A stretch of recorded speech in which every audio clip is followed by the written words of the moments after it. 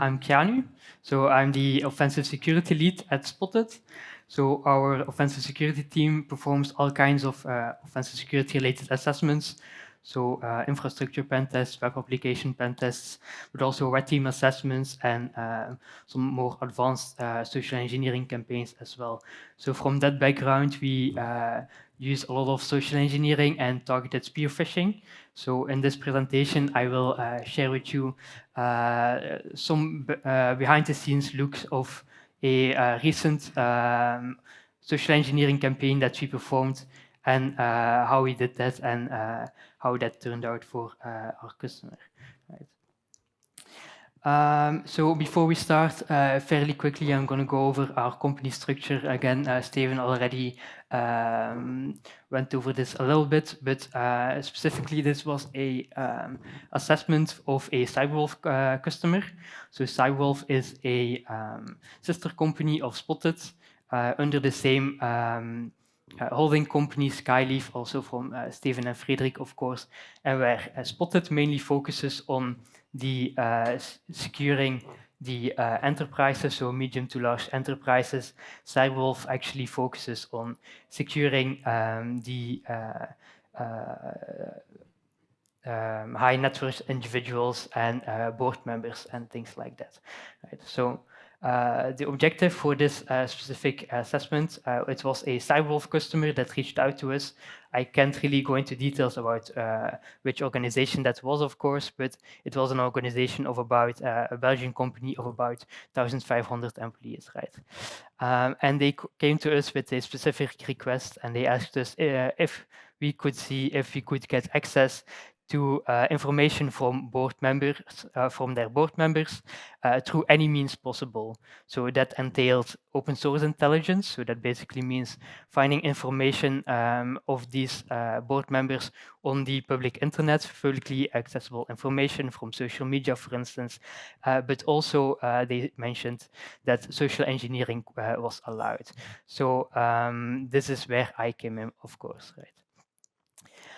So the pretext under social engineering terms is actually the fake story that we want our victim to believe in order to that's the fake story that we tell our victims in order to achieve our specific objective that we have in mind, right? So a little bit of backstory about how we actually came up with the pretext of this specific assessment. So right around the same time where this company reached out to us with this request, there was an email that came in at Spotted and someone from our management received. And it was actually an email that was claiming to be from the RSZ, so from the Social Security, and they reached out to us saying that a supposed social security audit would be taking place at Spotted, and they attached a Word document on there. And yeah, because everyone at Spotted is quite security-minded, and the email seemed a little bit suspicious at first, also attaching a Word document out of the blue, reaching out without any prior communication. The person from management at Spotted forwarded this to our SOC for further investigation and to check if this was actually legitimate or not, because we had a little bit of doubts about that. We went through the analysis of that, a lot of things that we checked. The email was sent from the rz.ivgov.be domain. So we checked, is this email spoofed or not? We checked the email security headers and everything seemed to match up. So the email wasn't really spoofed. We also checked if there was any malware in the Word document, right? But turned out to be all safe. So our final verdict was that this email was legitimate, right? And this got us thinking. So you're saying that someone from the RSZ can just reach out to an organization and send them an email out of the blue with some Word document attached, and you basically have to comply with that. There's no other way for you to go about that. You just have to interact with that email because you have to comply with what the government wants of you, of course, right? So you can probably see where this is going, but this was actually the inspiration, let's say, for the pretext of this assessment, right? Because we would be targeting board members, right? So we wanted to create a unique phishing campaign specifically targeting management of this organization, right? So first thing we did is set up the infrastructure for this assessment, right? So we registered a domain name. The legitimate domain name from the RSZ is rsz.fgov.be.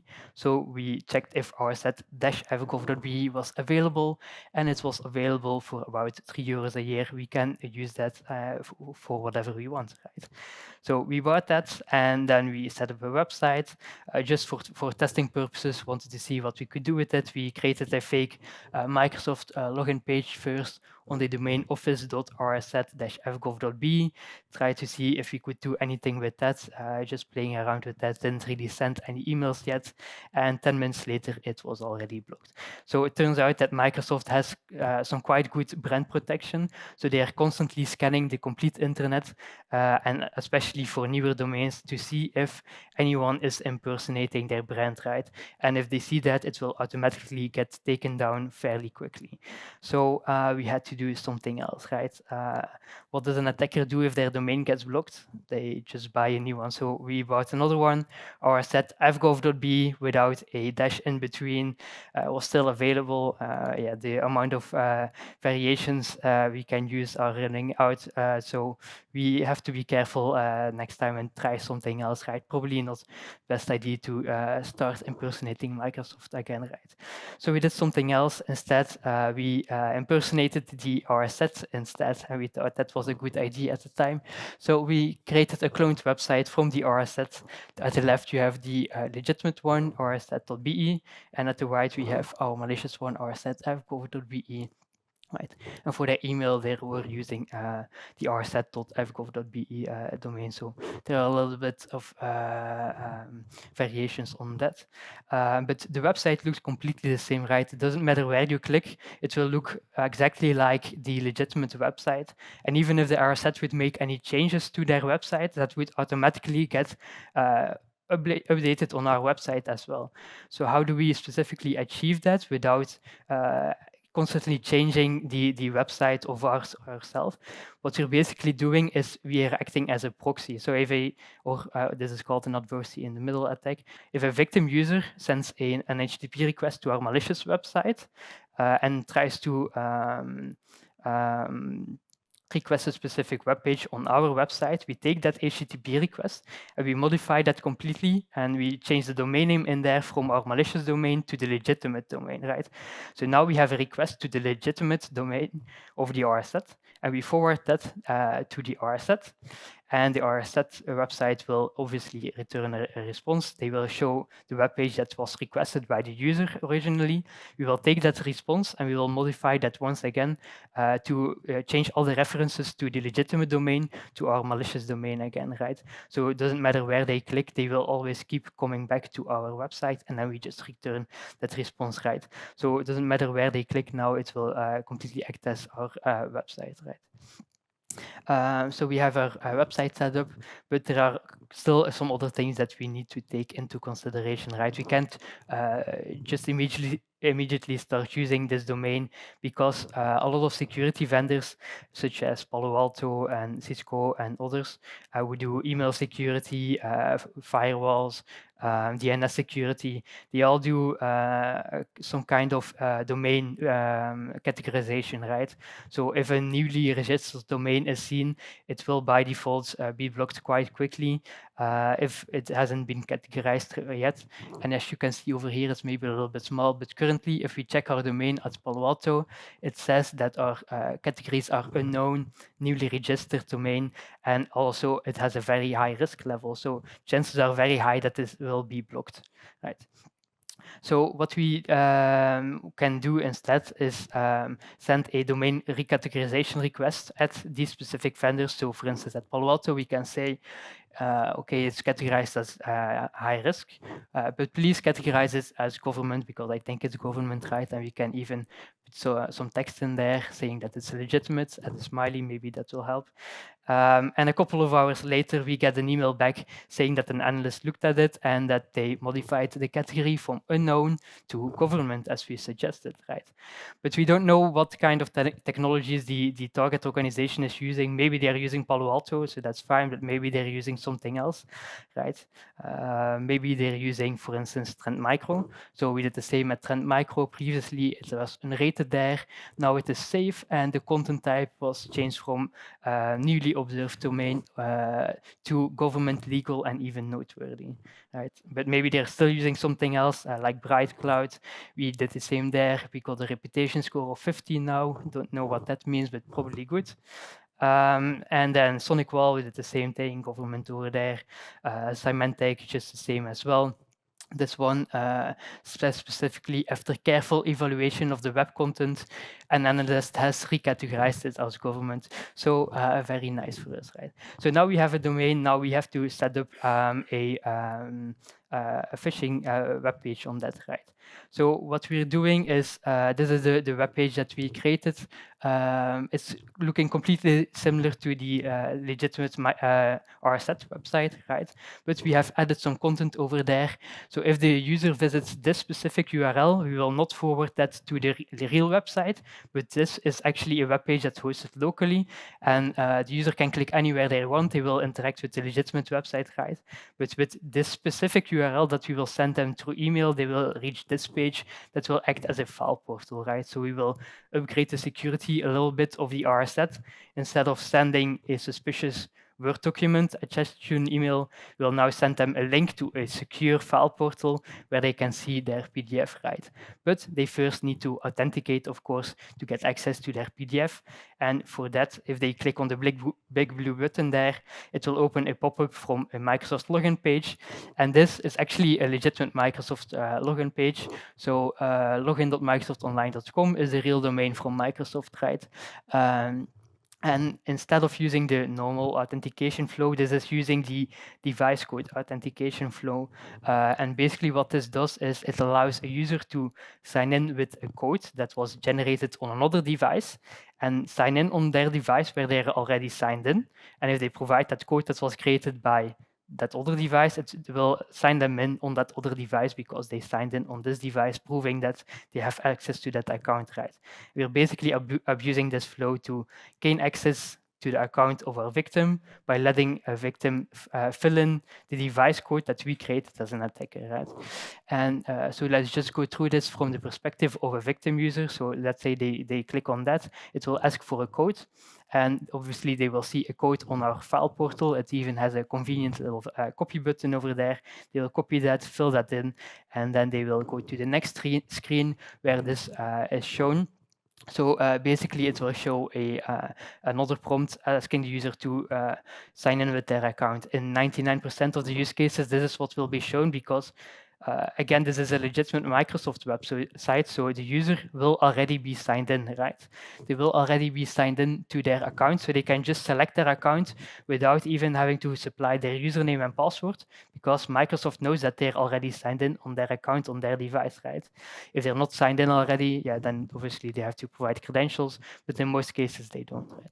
So they select their account, then it will ask one last time, are you trying to sign into Microsoft Office? If they click continue here, they will see this. You have signed into Microsoft Office on your device. You may now close this window. But at this point, the user is already compromised, right? It will not show them a PDF document as they were thinking that they would get access to, but that is fine as well. So the complete flow, if the user, as previously, accesses a normal web page, it will be forwarded to the legitimate website that will go back, and it will be modified to a request. A response will be forwarded to the user, right? But if the user visits one specific URL that we have sent them over email, then they will reach a different web page that will not be forwarded to the legitimate website, but a response will be hosted locally on our malicious website, right? So this is the phishing URL that we will send them, right? And in the background, that will use a tool that we have created. It's called GraphSpy. It's all open source, being used by other penetration testers as well at the time. But basically, all you need to know, this is a phishing automation toolkit, and this tool will take care of the device code generation, right? So it will request a device code from Microsoft, put that device code in the web page that will be returned to the user, and then that request will be, that response will be forwarded back to the victim user. And at this point, all that needs to happen is the instructions on the page will instruct the user to sign in or provide that device code to the Microsoft login page, right? And then fill in with their normal credentials, so provide their username and password, but as we mentioned previously, they will probably already be signed in, right? So it will probably just send a session cookie with that. And then Microsoft knows, okay, this device code was provided by this user.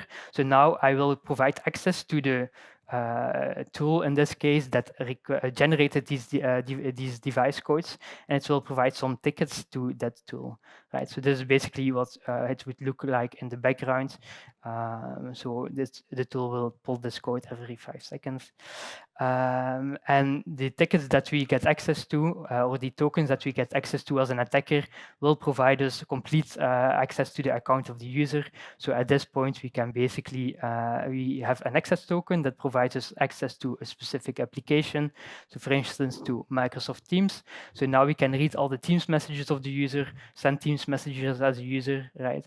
But we also have a refresh token that is valid for 90 days. So for 90 days, we can impersonate that user, because this refresh token can be used to generate new access tokens for other applications. For instance, SharePoint. Now we have access to all the documents on SharePoint that this user has access to. Maybe we can modify or put some malware in documents that are frequently accessed, right? Or we can start deleting files or encrypting them if you are a malicious actor. Or we can generate an access token for Outlook via the emails of the user, send emails, do whatever the user would be able to do, right? If we compromise an administrator, yeah, then we can do even more, right? Maybe we can reset passwords of some users. We can compromise your complete organization through that, of course. Comes down to if we compromise a user through this, we can do whatever this user would be able to do in your organization, right? All right, so now we know how the infrastructure is set up. Let's actually go through the execution phase of sending the phishing email, right? So we have everything set up. Now all we need to do is send the phishing email. And as we said previously, we were impersonating the RSet, right? So what we did is we sent an email to our management person, so one of the victims that was in scope for this test, one of the board members, right? We took the person that we thought would be the one that would be dealing with this kind of emails, right? So we sent them an email out of the blue, just like we received as well at Spotted, acting as an RSet instructor. So from an email address from rset.fgov.be, remember we purchased that domain, so we can use that. And we sent them an email saying a social security audit is going to take place at your organization. For all the information, please see this PDF document. The email doesn't even say when we're coming, so they really have to open this email if they want to know what's going on, right? And we have even upgraded this email. Personally, I think this email seems more legitimate than the one from the RSet with the suspicious Word document to it, because we're using a PDF file linked to a secure file portal, right? However, it isn't a secure file portal, right? And a day later, we received some sign-in attempts. We thought it would have been from the user that we targeted, but however, it didn't seem to be from the organization that we targeted. It were some Gmail email addresses that logged in, and then another email address that was fairly random, starting with Choco or something else. So some test email accounts, and if I checked the Gmail account actually had a name in it, so I Googled that name, checked on LinkedIn, and I found that the name that was used in this Gmail email address was actually an IT support engineer, been working at the target company for 8 years already, and their profile also states that they're doing cybersecurity at that organization. So at this point, we thought, yeah, this is the assessment is over. They probably forwarded that email to the cybersecurity internally, and now they're investigating it and testing it out. And it's yeah, we basically have to do something else to compromise this board member, right? but that didn't turn out to be quite differently, because the same IT support person that we saw testing with their Gmail credentials reached out to us suddenly, even though we had no contact with him. But turns out that he was troubleshooting an issue because the board member was trying to sign in to our phishing page and it wasn't working for some reason. And he was trying to troubleshoot why it wasn't working, and he didn't realize that it was a phishing email either. So he comes back to me and he says, I'm investigating this issue. Why can't he sign in? Is this an error at your side, right? And he sends us the screenshot that he's receiving when he's trying to sign in with the board member's account. And it says, you cannot access this right now if your sign-in was successful, but does not meet the criteria to access this resource. For example, you might be signing in from a browser app or location that is restricted by your admin. So if I see this is an error message from Microsoft, by the way. This means that the sign-in is being blocked by conditional access policies. And basically what this organization had done, their security was fairly good, so good that the sign-in attempt was blocked because they were not signing in from a trusted company device, and they were not signing in from a trusted location of the organization, right? Only if you sign in from a trusted location or from a company device, you would be able to sign in to Microsoft to this application, right? And since we were from the perspective of Microsoft signing in from our malicious web server that we were hosting, it was being blocked, right?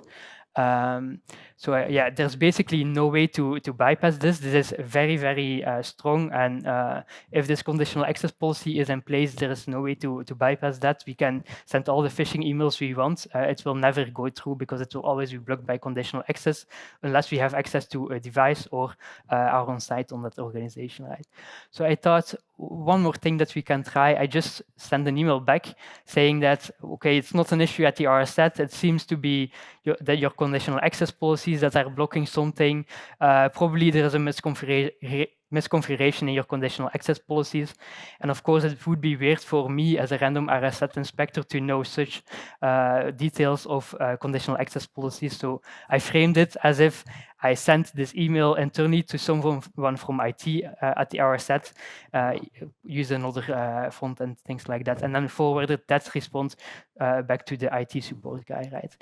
And he's basically suggesting maybe you should just try to whitelist the IP address of our secure file server, right, in your conditional access policies and check if that would work, right? I thought, yeah, this is never going to work, right? But it's worth a shot, and surprisingly, it did work.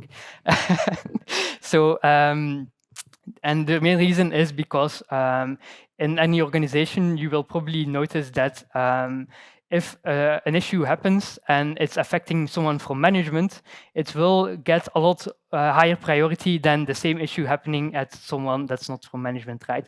So this is what happened over here.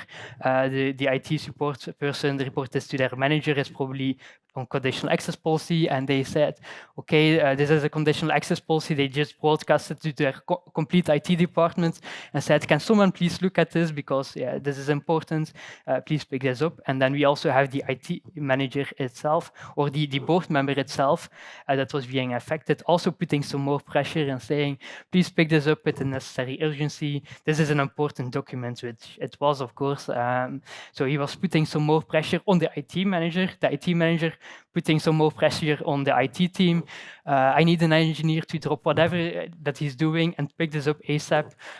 This has a very high priority. And yeah, suddenly there were all these emails going back and forward between the IT support. There were probably like 10 people from IT involved trying to troubleshoot what was the issue. They were looking at the conditional access policies, but they couldn't find it, right, because there was no issue. And eventually they just came to the conclusion.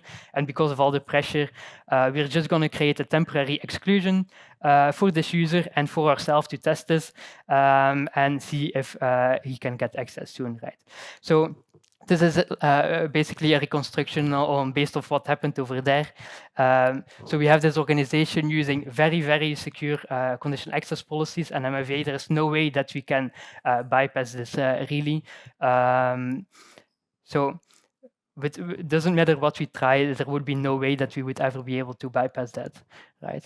But obviously, if they just create an exclusion for us and let us bypass all their security measures, then yeah, there's basically nothing in our way, right? All right, so a couple of hours later, we received some sign-in attempts, and surprisingly, the first one was not from our target user, but from an IT administrator, right? And I'm trying so hard in a lot of organizations to target or phish someone from IT, but now I'm targeting a board member, and suddenly I get a sign-in attempt from IT because he was testing in advance to make sure that the board member could sign in, right?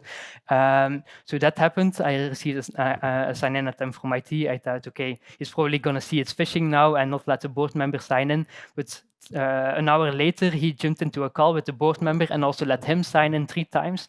And yeah, at that point, we had access to their full account. So not only from the board member, but also from the IT administrator who wasn't really in scope, right?